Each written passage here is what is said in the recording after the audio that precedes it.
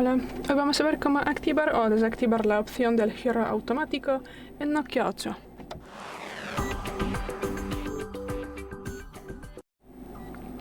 Bueno, pues conocemos dos maneras de hacerlo, y la primera es cuando abrimos aquí al centro de control, buscamos esta opción girar automáticamente y bueno, la activamos aquí con un toque o la desactivamos. También podemos hacerlo de otra manera de los ajustes. Aquí tendríamos que abrir la pestaña pantalla, luego abrimos aquí la lista de opciones avanzadas y pulsamos aquí girar pantalla automáticamente. Y ya, es todo. Gracias por el vídeo, déjanos un like y suscríbenos. Hasta luego.